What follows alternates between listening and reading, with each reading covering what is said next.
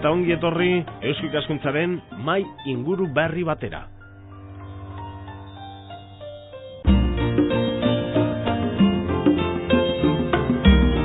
Inauteria keltzear daude, Arabara ere bai, eta hori da geure gaia. Muy buenas noches y bienvenidos a una nueva tertulia de Eusko Ikaskuntza en Radio Vitoria.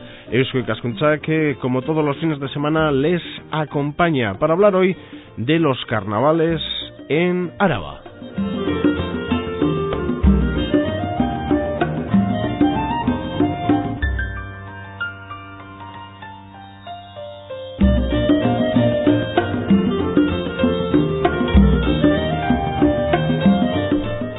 La radio que ahora está entrando el tercer invitado. Son 3 los invitados que tenemos esta noche y vamos con las presentaciones. Está a mi derecha Isidro Sáenz de Urturi. Isidro, que es socio de Eusko Ikaskuntza. Isidro, Gabón, buenas noches. Gabón, buenas noches. El último en llegar por aquello del tráfico y los atascos, y creo que no me equivoco, es Carlos Ortiz de Zárate, sacerdote, etnógrafo, natural de Domaikia y ahora párroco en Izarra. Carlos Ortiz de Zárate. Gabón, Gabón, en Izarra y resto de Urkabustaiz. Resto de Urkabustaiz. Te voy a pedir, Carlos, que te coloques los cascos para escuchar al tercer invitado, que está vía teléfono. Kepa Ruiz de Guino, investigador de Agurain, actualmente trabaja en una empresa que no viene al caso, socio de Eusko Ikaskuntza. Kepa Ruiz de Guino. Kepa, Gabón, buenas noches. ¿Qué hizo, Gabón? Bueno, Ortiz de Zárate, este cura Ortiz de Zárate. Ortiz de Zárate es un apellido muy extendido en Zuia, ¿no? Sí, de hecho en Domaikia estamos 3 familias con ese mismo apellido, para que veas. Yo también tengo algo de por allí, pero como es cuestión privada, luego se la cuento, o te la cuento, que os voy a tutear. Domaikia, un pueblo maravilloso en el Valle de Zuia, aunque ya han escuchado que estamos hablando, uno de los invitados, Carlos, párroco en Izarra y resto de Urkabustaiz, nos decía. Vamos a hablar de los carnavales. Pues parece que un cura hablando de carnavales como que no pega mucho, Carlos. Eso era en otros tiempos, pero hoy en día las cosas han cambiado, gracias a Dios han cambiado mucho. Y luego hay que tener en cuenta que el tema del carnaval tiene mucho de ritual, de elemento ancestral, y entonces para los que nos gusta andar ahí rebuscando, pues es un pozo sin fondo. Es diferente las posturas que ha mantenido a lo largo de la historia, creo, Carlos, aunque ese es otro debate, las posturas de la jerarquía eclesiástica y las posturas, digamos, de los cristianos de base, de los párrocos de los pueblos. Pero a la Iglesia le ha molestado el carnaval a lo largo de la historia, a la jerarquía eclesiástica. Estamos pinchando en hueso. ¡Uy, Dios! Estamos pinchando en hueso. En general yo creo que sí. En general, por lo que suponía de transgresión social, de salirse un poco del tiesto habitual. Pero también es cierto que ha habido momentos, a mí me suena que allí por la Edad Media, en algunos conventos a los frailes les mandaban salir fuera en estos días de carnaval para que se aireen un poco y luego volviesen y empezasen como Dios manda la Cuaresma. Si no has hecho nada fuera de lo normal... En aquel convento mandaba a alguien con criterio. Sí, señor. Bueno, los carnavales en Álava. Vamos a quitarnos del medio la capital lo primero, ¿eh? En ese sentido, vamos a arrancar con Vitoria-Gasteiz. Los carnavales de Vitoria-Gasteiz, no sé si tienen arraigo, si no lo tienen, Isidro, si son unos carnavales potentes, digamos, en la tradición gasteiztarra, en la tradición vitoriana. ¿Esto no es Tolosa o no? ¿O el carnaval de Vitoria tiene...? No. El carnaval de Vitoria ha cambiado mucho. Sí, lo de ahora... Sí. Ahora es un calzador, o sea, te aprietas el zapato y coges el calzador y lo metes, ¿no? No es el carnaval, es el que tanto nos citan de Vitoria, de los pintores. Yo veo lo que dice Gerardo López de Greño, lo que coge los periódicos de la época, coge los periódicos desde 1800 hasta 1936, y te quedas maravillado qué carnavales hacían en Vitoria. Aquellos bailes del frontón vitoriano, que estaban allí en la calle San Prudencio, cuando lo cogen a uno, lo llevan vestido de niño en un carro de nene, y no se ocurre otra cosa que darle un purgante, y lo habían puesto en pañales, y lo dejan plantado en medio del baile. O sea que ya se supone lo que le pasó al tío con el purgante. ¿En aquellos bailes del frontón vitoriano podía entrar cualquiera o era un carnaval clasista? Era un carnaval clasista. no entraba cualquiera, eran las sociedades. Pero luego estaba en los bailes del teatro principal, o sea, del antiguo principal, todos esos cines, y ahí se hacía baile en los vestíbulos, el día de carnaval. Y luego hay una cosa, si coges los periódicos de la época, verás los menús, qué curiosos menús hay de ese día. El puesto es las clásicas torrijas, pero tienen gallina a la pepitoria, bacalao, callos, sopas de ajo con huevo, dice, en algunas miras del periódico, y luego, claro, ya están los restaurantes ya un poco más finos. Ya tienen pues merluza, tienen bechuga en salsa y bechuga al horno. Isidro, ¿por qué esa canción tan famosa que nos vamos a Vitoria a pasar el carnaval? ¿Eso es una canción popular? ¿Es la canción hecha por alguien? ¿A qué época corresponde? Pues parece ser que ya en el siglo XIX se cantaba. Siglo XIX. Sí, porque hay una cosa, que en Vitoria hemos tenido una tradición de pintores. En el siglo XVII y XVIII tuvimos esos grandes pintores de brocha, no de estos, bueno... Brocha gorda. Brocha gorda y de la otra, porque no hay más que ver las iglesias. Si miramos los archivos, cuántas iglesias se han blanqueado con la brocha gorda, ¿no? Pero antes estaban los de brocha fina, y eran casi todos vitorianos. Y aparte de unos pueblos muy cerca de Salvatierra. O sea que es una canción popular, del siglo XIX incluso. Sí, porque luego hay una cosa, cuando hacen la estación de Bilbao, van los pintores de Vitoria a pintarla. Y de ahí viene parte de la canción. La canción dice Achuri y San Sebastián. Cuando se hicieron en 1800 y pico las dos estaciones, la pintaron los pintores de Vitoria. Eso ya lo sabemos bastante, está bastante documentado eso. Uh-huh. Y terminan y se vienen a pasar el carnaval a Vitoria. ¿Qué pasó con el carnaval vitoriano? Pues que se ha vuelto a recuperar y ahora lo encuentro, está muy bien, pero no es el carnaval de Vergara, no es el carnaval de Alsasua, el segundo domingo, no es el carnaval de San Sebastián, yo siempre les digo a la gente que no salgan el mogollón, que salgan, eso viene, o sea, esparcidos, no vayan así juntitos que no lucen, porque yo lo veo en San Sebastián, los ves en Tolosa y la gente va esparcida, van sin aglomeraciones, aunque salgan 200 en una cuadrilla, van muy extendidas y muy bien. Y aquí van pues los donostiarras saben desfilar, los vitorianos, los guipuzcoanos son muy de desfilar, ¿eh? En cambio los alaveses, pues ya sabes, Isidro, tú que eres de Urturi también. Pues también. Somos más, no somos tanto de pasarela. Somos un poco forrajes, hablando en plata. Forrajes. No lo había oído nunca, lo de forrajes. Kepa, ¿algo que apuntar sobre el carnaval vitoriano? Yo quería hacerte un comentario, cuando has hablado antes con Carlos, sobre el tema de la iglesia. Me acuerdo con Larramendi y Jesús, que hizo un estudio sobre sobre la historia del carnaval. Decía que se celebraba una misa y tras rezar una oración de desagravio por los abusos, inmoralidades y ofensas que se iban a suceder durante los días de carnaval, el señor párroco impartía la bendición. Es decir, ya la iglesia lo daba casi como perdonado, ya sabía que iba a haber una serie de inmoralidades y ofensas durante esos días de celebración del carnaval. Pero la misa era previa, ¿no? Exactamente, antes. Y luego hay otro tema que nosotros estuvimos mirando, el carnaval de Agurain está, lo más viejo que hemos encontrado es del año 1678, y decía que al clérigo se le daba para las carnestolendas abundantes presentes, entre los que estaba un pellejo de vino, capones, un cuarto de carnero, 7 congrios, además del sueldo ordinario. Esto, Carlos, decir, ¿por qué ha cambiado tanto, Carlos? ¿Por qué ha cambiado tanto esto? Pues porque ahora somos un... Porque tú con un congre, un pellejo, ya te arreglabas también. También, pero la verdad es que es distinto, ¿eh? Y no me quejo, me parece bien, ¿eh? Me parece mejor así. ¿Qué te hemos cortado? No, eso que me parece que, que a la iglesia se le cuidaba ya antes de comenzar las fiestas, y siguiendo hablando así con el tema de cosas que habían ocurrido, en 1680... el padre Alday recogió de temas del juzgado que se había detenido a 4 personas porque le habían esperado al presbítero, ellos también disfrazados también de curas, y aprovechando la oscuridad de la noche le habían sacudido. Luego dicen que la juventud de ahora es mala. Sí, exactamente, y les llevó a juicio. El cura al llegar al juicio ya les perdonó, el presbítero, diciendo que no se le sacudiese, pero que fuese la justicia quien se hiciese cargo. Es decir, él no quería que les pegasen mucho, pero que algo que les pegue, contaba el padre. Y te quiero decir que también se aprovechaban... Que les peguen lo justo. Exactamente, por lo menos de meterse con la iglesia. Se ve que alguien también eran unos jóvenes de Opacua en este caso. Es que los de Opacua. Y habían aprovechado. Y de eso te hablo de hace ya 300 años. Te quiero decir que se sabe que luego en 1892 se crearon una serie de...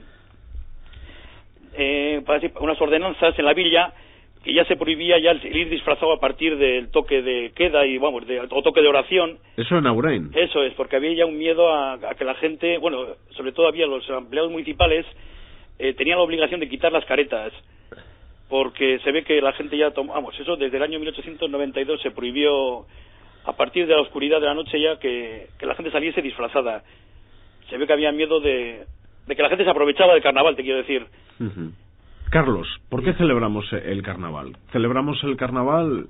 ¿Está relacionado con el final del invierno? ¿Con qué está relacionado el carnaval? ¿Por qué lo celebramos? Principalmente es una fiesta de invierno, una fiesta que entronca con fiestas romanas, las lupercales, las saturnales, con ritos posiblemente pastoriles, agrarios. Hay una mezcolanza muy grande y a la vez muy interesante. Por ejemplo, ahora que salen los ritos agrarios, el hecho de que en un par de carnavales, por ejemplo en Eguilaz, uno de los gestos era salir a arar el campo y en vez de sembrar trigo o cebada o lo que fuera, se sembraba ceniza. O sea, hay cosas sumamente interesantes.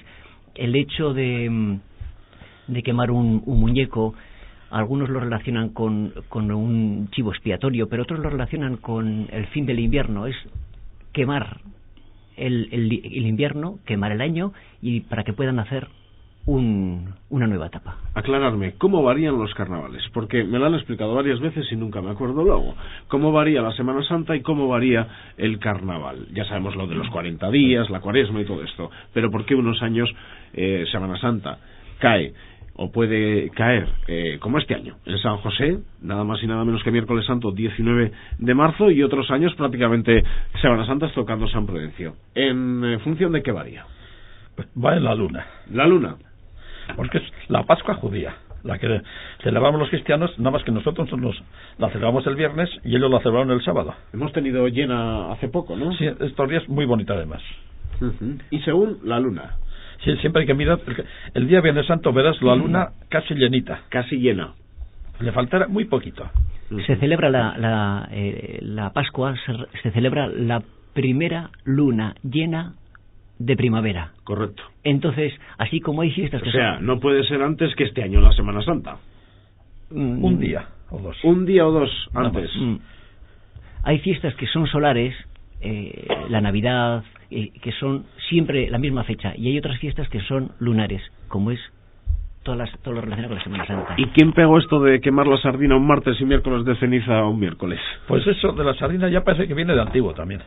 Aunque aquí la copiamos porque originalmente es un rito que va de todos los sitios, porque ya curiosamente quemamos una sardina y luego la iglesia nos dice que tenemos que comer pescado. Claro, es una cosa muy sencilla. Bueno, entramos a la cuaresma cuando hay que comer pescado. Y lo que has dicho antes de los curas del carnaval, hay un dato curioso. En la montaña se le invitaba al cura a comer en el carnaval, los mozos. Y antes tenían que ir a misa el lunes y el martes, sobre todo el lunes. Les daba la bendición, que se ha conservado hasta hace pocos años. Isidro, hay periodistas buenos y malos, hay curas buenos y malos, y claro, eso depende de si el cura es bueno o malo, si imitarlo o no. Y hay unas canciones que le cantan bastante, luego están las copillas que le cantan al cura. Esas son otras. Hay muy buenas y otras que lo ponen al cura, al regidor, se meten con todo bicho viviente del pueblo. Y empieza por el cura. Es una época de subversión, ¿no? De el poder establecido, pues hoy te vamos a dar la vuelta. Eres 365 días el cura, pero hoy nos vas a aguantar un rato. Claro, es la transgresión, uno de los elementos importantes de carnaval. Como por ejemplo, otra transgresión era vestirse del sexo contrario. En condiciones normales... Este no es un problema del siglo de finales del 20, de principios del 21. No. Es muy viejo. Muy viejo. Y entonces, en un día normal, en una fiesta normal, que un chico se vistiese de chica, pues por hacer una gracia, estaba muy mal visto. Incluso era condenado, se le sellaba con el dedo. Y sin embargo, en carnaval... había libertad de expresión. Y lo que decimos en este sentido, pues podemos decir todas las críticas con lo que suponía la institución civil, religiosa, política, contra todos. Kepa, ¿por qué perdura principalmente como lugar más fresco, aunque también quedan, porque si hablas con Isidro todavía quedan muchos restos del carnaval rural en Álava, pero por qué perdura tan fuerte el de Zalduondo? ¿Por qué en Zalduondo sí y en otros sitios se ha perdido? La verdad es que el de Zalduondo fue el primero que recuperó después de, del tema del 36 y demás. Fue el primero que salió adelante, y yo creo que eso, gracias a la juventud y a una serie de personas. ¿Salió durante la época del franquismo, se recuperó incluso? No, yo creo que fue al final, yo creo que fue cerca del 75... Transición. Eso es. Creo que fue a partir de ahí. Estando Franco hubo, sí, mira, sí. Yo me suena porque nosotros íbamos con la banda de Salvatierra a tocar, y empezamos a tocar hacia el año 75 con ellos. Claro, al principio yo creo que antes igual tocaban con el Chistu. Creo que fue el 66 o 67. Eso, nosotros empezamos en ese año a acompañar y a tocar una canción que tocaban, que la compuso los hermanos Luzuriaga, que son de allá, aunque vivían aquí en Agurain, y creo que antes, exactamente, y va a tener razón Isidro, lo hacían con Chistus antes ellos, acompañar en el pasacalles San Marquitos y al juicio y demás, y luego estuvimos yendo los de la banda durante varios años. ¿Y por qué Zalduondo? Pues porque allí había una serie de personas que lo tenían fresco, que lo quisieron guardar y que luego quisieron volver con él a las calles del pueblo. Exactamente, sí. Ahí la verdad es que influyó mucho un par de personas que trabajaron un montón y que fueron contando al resto, y que fueron los que levantaron ese carnaval, como ha ocurrido ahora con el de Guino e Hilarduya, que está ahí mismo Carlos, que es el que más puede saber ese tema. Pero yo creo que el eje de toda la recuperación en Álava del rural ha sido Zalduondo a todos los motivos, ha sido el que más. Blas Arratibel fue el que contó cómo se acordaba de cuando era pequeño, y fue una persona muy muy movida, y fue el que consiguió recuperar, pues sobre todo ese carnaval. Blas, ya sabes que fue un artesano y a la vez fue un gran trabajador por este tema, y luego pues eso, hubo Inmaz, hubo un montón de gente que apoyaron, y gracias a ello, pues eso, ha sido el carnaval el número 1 de Álava en cuanto a recuperación de tradición y todos sus, toda la gente que ha caído alrededor, todas sus figuras, como han sido el oso, la vieja, todos esos personajes que supieron sacarlos ahí. Pero Kepa, desaparecieron en la época del franquismo, desaparecieron todos los carnavales, por ejemplo, que conocemos del norte de Navarra, todo. Yo creo que el de Tolosa no, El de Tolosa no, pero el de Tolosa Ituren, Zubieta, todos los personajes, insisto, que tiene el carnaval navarro, ¿o se seguían celebrando? Sí, yo creo que se seguían celebrando. Ya sabes que en Tolosa se hacían las fiestas de primavera, cada uno le llamaba un nombre, como nombre de carnaval desapareció, pero los de Iturren seguían visitando a Zubieta. Exactamente, y yo creo que siempre se ha mantenido con otro nombre, y eso sabría mejor Carlos o Isidro, porque yo ahí la verdad es que yo sé que en Tolosa hemos estado yendo hace 40 años, te quiero decir que y se mantenía, había esas fiestas de primavera, yo tenía amigos y se seguían disfrazando, sobre todo de mujeres, y lo que comentaba antes, cantidad de gente. Ha sido, yo creo que el carnaval más vivo y más... Isidro, ¿qué perduró y qué no perduró? Pues mira, el de Ocariz nunca se ha dejado de hacer. Ocariz. Y ese conserva la NASA, lo que pasa es que era muy parecido al de Zalduondo. Lo que pasa es que no tienen gente y no dan ninguna publicidad. Ese nunca se dejó ni un año. En cambio, de Zalduondo se recuperó sobre el proyecto que fue el 68, se dejó un año de hacer y se volvió otra vez a recuperar. Y después el del pueblo del año. Se ha estado haciendo hasta la migración de los jóvenes a la capital. No hablas de Treviño. De Treviño. Y ha habido varios pueblos a montaña que lo han estado manteniendo hasta los años 60, 70, pero al ver esa despoblación tan grande de los pueblos, que se marchaban a la ciudad, pues ya no se hacía el carnaval, solo hacían una petición para las casas y hacían una cena o merienda. Y lo que comentaba de Lanz y Turen y todos estos pueblos del norte de Navarra, ¿crees que durante el franquismo se dejó de hacer? No se dejó de hacer en unos cuantos pueblos, porque nosotros en el franquismo fuimos a verlos algunos. Y se mantenía. Lo que pasa es que no se daba publicidad. Entonces. Y es curioso en los carnavales, es que en todos los carnavales de Álava, y en toda la zona norte, o sea, lo mismo Navarra, que Asturias, sale siempre se emplea la piel y la cabeza de algún animal. Por ejemplo, El lobo, el zorro y algunas veces el oso y la cabra. Es lo que más... y claro, luego también había que tener en cuenta que entonces se mataban en los pueblos las ovejas, se mataban las cabras, y claro, ¿qué cogía la gente? Por la piel. Pero hay gente que conserva la cabeza para ese día. Y la bochincha o la vejiga del cerdo también, que era para sacudir a los chavales. Y después se emplean en casi todos los pueblos, se emplea una varita para darle leña al que se arrimaba a la comparsa. Eso era muy corriente en todos los pueblos. Carlos, ¿qué querías comentar? Pues quería comentar que hay algunos sitios donde en el tiempo del franquismo se seguía haciendo. A mí me comentaban de Bóveda, que siguieron manteniéndolo. Lo que pasa es que si estás en un pueblo apartado, lejos del mundanal ruido, tú lo sigues haciendo. A veces también se utilizaban recursos como esconderlo tras la imagen de Santa Águeda, el caso de Cuartango. Se buscan recursos, si está prohibido o lo que fuera. Un mayor problema es lo que comenta Isidro, cuando ya faltan jóvenes. No hay jóvenes, ya no puedes hacer el carnaval, es más difícil.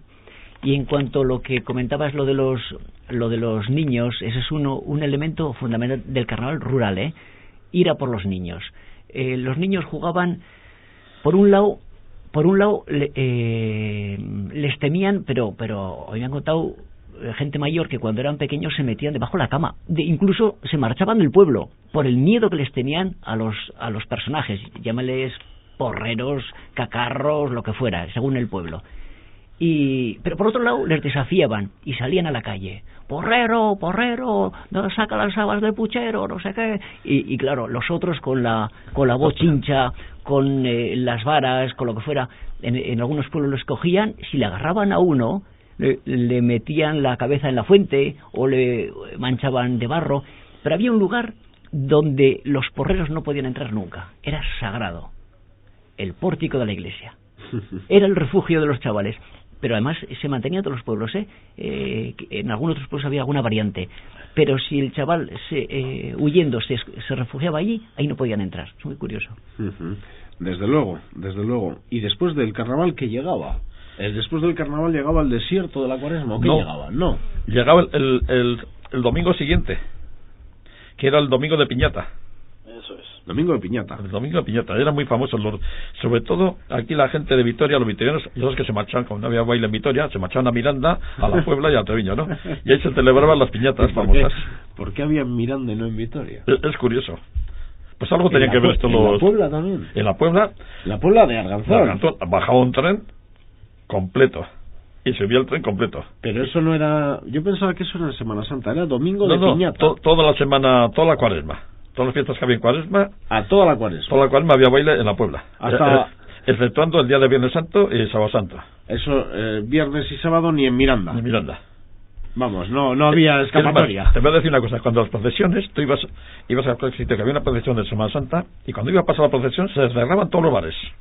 Eso lo has conocido. Eso lo hemos conocido todos. Lo has conocido. Sí. Y no solo en Vitoria, en todos los sitios.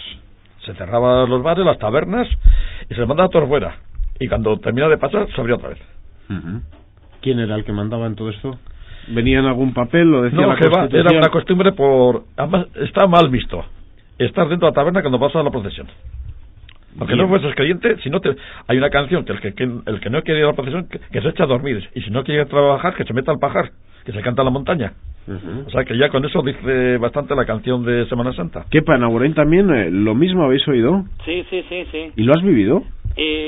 Bueno, algunas cosas sí. Nosotros lo que hacíamos es sobre todo el martes el domingo, teníamos a los vecinos navarros de Alsasua. ¿Pero domingo de piñata o domingo de resurrección? Estos llamaban los momochorros que sacaban, que se celebraba ese mismo domingo, vamos. Después de carnaval. Eso es.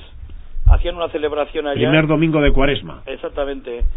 Y ahí siempre ha sido también, ha sido, antes cuando decía Isidro que se guardaban cantidad de cabezas de animales, ahí guardaban las de los vacas o toros, y salían con esos cestos y con esos cuernos que daban una impresión terrible, con las pieles colgadas en la espalda y asustando a la gente, manchados completamente de sangre y tirando vísceras de animales, que era uno de los, yo creo que ha sido de los carnavales que no me acuerdo de pequeño que más miedo daban, porque es que era ver la sangre por todos lados, vamos, era... Creo que eso también ha habido en Eguino, también hacían algo que era una especie de diablo que salía antiguamente, yo no sé si se sigue haciendo ahora, que también iba asustando también con vísceras o con sangre, por lo menos asustando, y con unos cuernos inmensos. Lo que no sé si tiene relación con el segundo domingo, bueno, ahí me imagino que en Eguino es con el carnaval en sí, que esto lo celebran una semana antes, que va a ser este mismo sábado. Porque no en todos los sitios se celebra en la misma fecha. En Álava, por ejemplo, pues solemos decir, no sé, en Vitoria-Gasteiz, que comienzan los carnavales con Jueves del Lardero. Eso es, sí. Pero no sé si es correcto para todo el territorio alavés. No, porque el Jueves del Lardero, en la zona nuestra del Ayuntamiento de Ciguitia, Foronda, Los Huetos y parte del Ayuntamiento de Vitoria, se celebra el último jueves de enero, se celebraba. A raíz de la concentración escolar ya se cambió. Que este año coincide. Pues este año coincide el último jueves de enero con Jueves del Lardero. Sí, con Jueves del Lardero, sí. Coincide. Uh-huh. Y es curioso, pues, o sea, ahora ponemos con el carnaval, y el carnaval no tiene que ver nada con el Jueves del Lardero. Es como la Santa Águeda y el Jueves del Lardero, que algunos parece que la juntan los dos, y no es tampoco así. Sí, porque este año menuda mezcla, ahora que lo estoy pensando. Se está juntando Jueves del Lardero con el carnaval, con San Blas, el lunes Santa Águeda, con Santa Águeda. Eso es. Y tú te das cuenta, en un pueblo que se iba a pedir por las casas, habían matado a la gente, claro, tenían morcillos, pues coincidía Santa Águeda, carnaval, Jueves del Lardero, todo junto. Día de Candelas también está por ahí, ¿no? Ya me dio las mujeres soltando allí la dávida, ¿no? Que les daban a los festivos huevos, morcillas, tocino, de todo eso que daban para los mozos jóvenes, y claro, había que repartir en 3 días muy juntos. Pero yo te decía, y después de carnaval, el desierto de Cuaresma, y me decías, no, domingo de piñata. Pero después de domingo de piñata, ¿no era un desierto festivo? Pues sí, porque ibas a los pueblos y las mozas estaban pasando por la carretera. ¿Eso qué significa? Pues que no había baile. Ah. Y los mozos a la taberna, echando la partida, jugando los bolos. Y la juventud de Vitoria, como te he dicho, pues se piraban a Miranda, a Aro, toda esa zona. Aquí en Vitoria se cogían el tren a Miranda y a la Puebla, y esto era un desierto. Uh-huh. Es curioso, a mí por lo menos me llama la atención como en el calendario actual del invierno y del verano, bueno, que algo también tiene que ver con el calendario de toda la vida, ¿no? Por lo de los solsticios y demás. El carnaval no es tampoco el final del invierno, porque todavía cuando solemos celebrar carnaval queda todavía invierno hasta el 21 de marzo. Pero ya es... alarga el día. Ya apunta ya la primavera.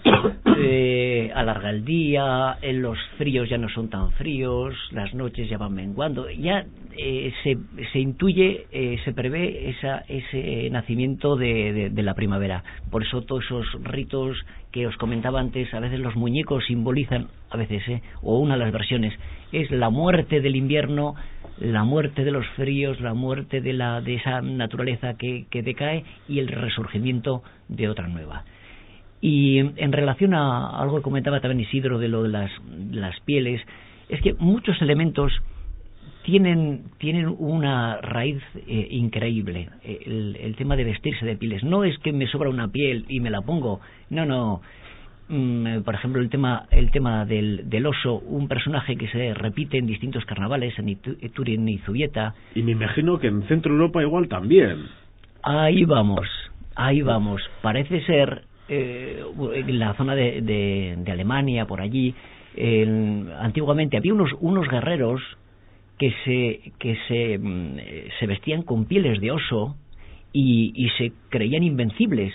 Entonces, muy posiblemente tengamos herencia de esas costumbres tan ancestrales, y nos encontramos al oso, nos lo encontramos en Iturria y Zubieta, nos lo encontramos en Araya, nos lo encontramos en Ullibarri Arana, nos lo encontramos en Cuartango, en un montón de sitios. No es casualidad, porque si fuese solamente en uno, dices, bueno, pues igual esto se les ha ido la mano. Yo estoy convencido que recorres Europa y te vas a encontrar con cosas muy similares, ¿no? Porque el carnaval, la simbología es una. Sí, lo tenemos en Austria, y en el norte de Italia, en el Tirol, aparece esa figura. En la parte de Bulgaria y por ahí también aparece el oso y el lobo. Y luego otra figura que es muy popular es la cabra y la oveja. La piel de la cabra ha sido muy popular, y la piel de la oveja también. Y la piel de la oveja es yo sé que la oveja es el animal más tonto que hay en el mundo, o sea, de los animales. Ese recibe palos y no sale de un sitio, no lo ataca, no lo despacha más que un perro. Ya puedes tú darle leña que no la sacas. Si una se tira por el precipicio, se tiran todas. Y claro, yo creo que la piel de la oveja es la mansedumbre. O sea, que aguantamos todo. En cambio, la cabra ya es otro ganado. Uh-huh. También, entre los apuntes que tenemos sobre la mesa de Eusko Ikaskuntza, en el caso de Carlos, me apuntan: el carnaval de Paúl. Disfrutó mucho investigándolo. Sí. Estamos hablando de un pueblo muy pequeñito, creo que no me estoy equivocando, en La Tejera, camino de Salinas de Añana. Sí, señor, en Ribera Alta. Además, cuando hablas con la gente mayor... Aquello es muy pequeñito. Muy pequeñito, pero es que... Ahora hay casas nuevas, pero lo que es el pueblo original... Pero eso quiere decir que en todos los pueblos se celebraba el carnaval. Y para que veáis hasta qué punto tenía arraigo el popular, no solamente se permitía hacer todo lo que se hacía en carnaval, que no se ponía ninguna pega, sino que en distintos pueblos los que se disfrazaban subían hasta la habitación si había un enfermo en la cama y no se podía mover, subían hasta allí para que les viera. Imaginaros lo que eso supone, porque que el enfermo estaba deseando ver cómo se habían vestido, qué disfraces llevaban, fíjate. Y en el tema de Paúl o otros pueblos les dices: oye, ¿cómo se celebraba el carnaval? Que no, si no hacíamos prácticamente carnaval. Empiezas a preguntar, empiezan a salir cosas, detalles, y dices, pero si esto es increíble. Para ellos igual no era ni siquiera carnaval, sino, claro, no sé, igual pensaban que carnaval era disfrazarse de, no sé, de otra cosa, ¿no? Además, me acuerdo una escena hablando con una persona mayor y estando su nieto al lado, y los ojos de sorpresa cuando le escuchaba al abuelo contar cosas que posiblemente no había escuchado nunca, pero a raíz de las preguntas que le iba haciendo, sí, porque se hacía tal cosa. Por ejemplo, algo que me llamó la atención de Paúl es que utilizaban el torrallo, que era, era donde se les ponían las yeguas para llevar aperos de labranza, pero eran de avena, y eso envuelto en hiedras y colgando cencerros a la altura de la cabeza. Me parece que es una cosa poco vista en los carnavales. Carlos, Isidro, Kepa, ¿de quién es problema que se pierdan estas tradiciones? ¿De los aitites, de los abuelos, de las amamas, de las abuelas que no cuentan, o de los nietos que no preguntan? Pues muchos de los nietos, porque nosotros nos han venido al grupo del seminario a ver cómo es el carnaval de su pueblo, le hemos dado todos los datos. ¿Qué pasa? Están todos en Vitoria, lo que hemos dicho antes. Van el viernes o el sábado, pero luego se piran la noche de Jota a Vitoria. A Vitoria o a Miranda o a otro sitio, ¿no? Llegan el sábado, se levantan a las 2 y el domingo pues a las 4 de la tarde. Entonces, ¿cómo vamos a preparar el carnaval para la semana que viene? Claro. Esos son los dos fallos mayores que hay. No por voluntad, porque tienen mucha voluntad, pero... No, voluntad sí. Pero yo creo que cada vez está más vivo el carnaval, Por ejemplo, en Agurain, como los niños ya lo están viendo desde el año 80 que empezamos a trabajar en él y a recuperarlo, los niños han nacido con él, y yo creo que hay cada vez está más vivo, y cantidad de problemas en los pueblos más pequeñitos, pero tenemos ahí el caso de Guino y Larduya, que han sabido recuperarlo. Y yo creo que los niños lo van a mamar, y yo creo que cada vez va a seguir saliendo más gente y les va a gustar más, Yo no lo veo mal. El problema es que, claro, siempre luego queremos el sábado ir a ver el ambiente de Vitoria, pero yo creo que cada uno de los pueblos cada vez se está fortaleciendo más. Aquí por lo menos cada vez se ve más adelante. De hecho, en los últimos años se ha recuperado el de Cuartango por un lado, uniéndola a la fiesta de Santa Águeda, que es como se hacía en los últimos años allí, y se ha recuperado el de Ilarduya, Guino y Andoin. Se empezó el año pasado, y estamos hablando que mueve igual a más de 200 personas de una u otra manera, y disfrazados con los trajes típicos. Estamos hablando de unas 60 o 70 personas. Eso es mucha gente, para 3 pueblecitos pequeños. En Cuartango, por ejemplo, ¿qué cuestión destacaríamos de su carnaval? Por ejemplo, a mí me gusta mucho el tema del oso también. El tema del oso, que aparecía vestido con una piel por delante, otra por detrás.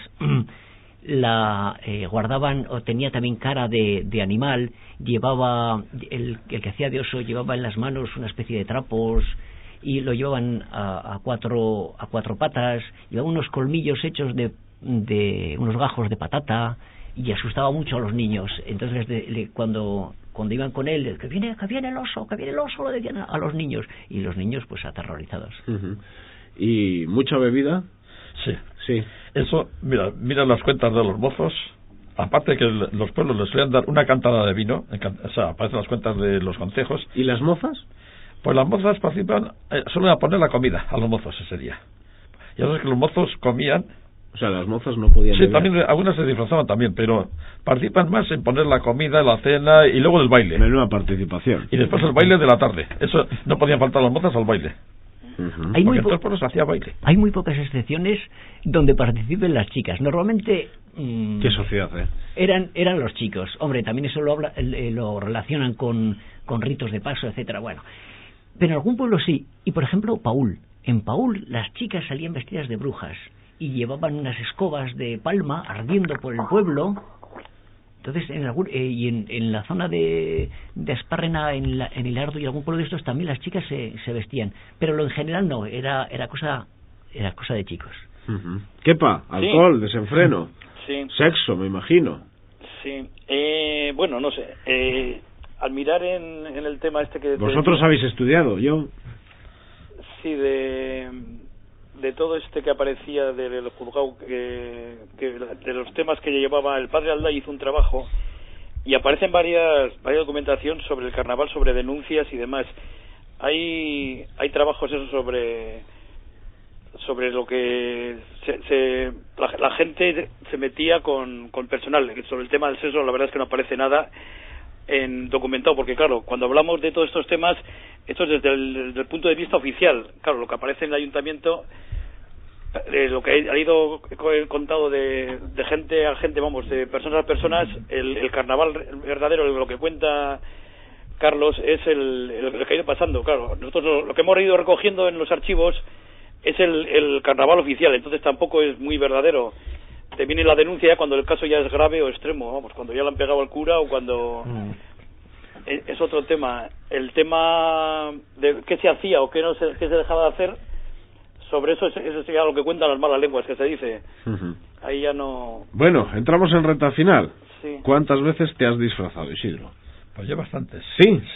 Pues ya sabes que para esto los alaveses, por lo menos los del siglo final o segunda parte del 20, principios del 21, parecemos un poco vergonzosos. Pensaba que ibas a decir que nunca. Yo el sábado a la noche me gusta disfrazarme. ¿En Vitoria también? En Vitoria.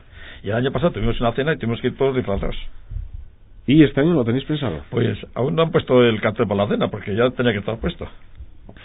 ¿Y lo haces en relación al grupo de montaña o en relación...? Bueno, nos juntamos, vamos individuales. Un año salí con una maleta de esas de madera, de esas que se llevaba la mili, un paraguas, un pañuelo donde llevaba una hogaza de pan, un chorizo y una botella de vino.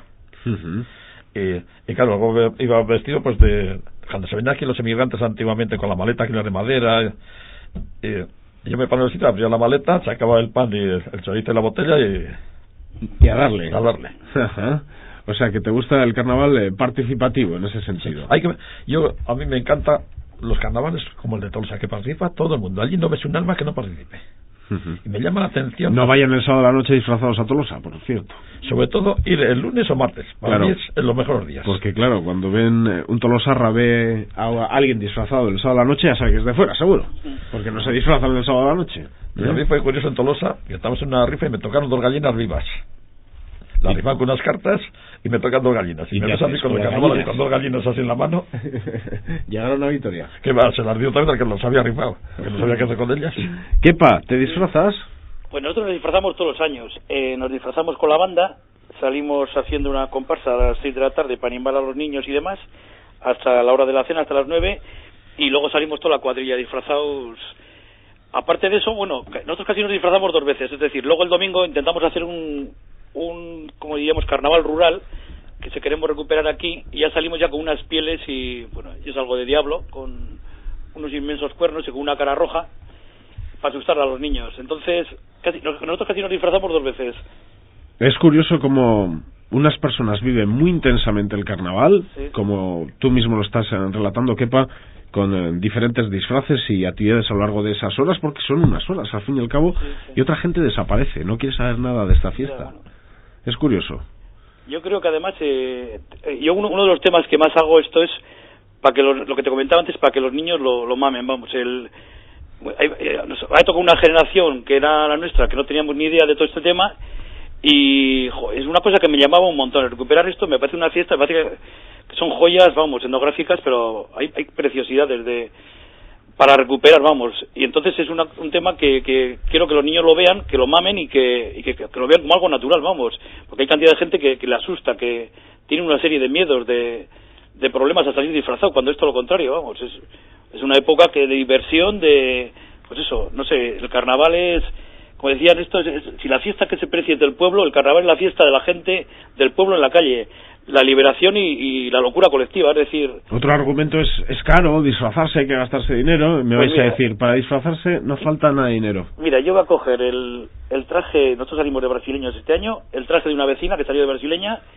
y me voy a poner unos plátanos en la cabeza. Te quiero decir que eso, y el domingo pues salimos con las pieles de todos los años y la máscara. Te quiero decir que es que el que se quiera complicar se puede complicar. Luego hay gente que es un manitas y te hace, pues eso, estas mujeres, hay aquí unas asociaciones en el pueblo que trabajan todos los materiales de estos y vamos, trabajan y lo hacen perfecto. Y hay un montón de trajes, pides a la gente, ya llevamos ya casi 30 años, pues en 30 años han salido pues cientos de disfraces que pides a un vecino, a otro, y los vamos repartiendo o salimos nuevos, vamos, y ya tenemos otro disfraz más ahí. Carlos, ¿te disfrazas? ¿O te has disfrazado? Yo me he disfrazado, lo que pasa es que hago una distinción del carnaval urbano.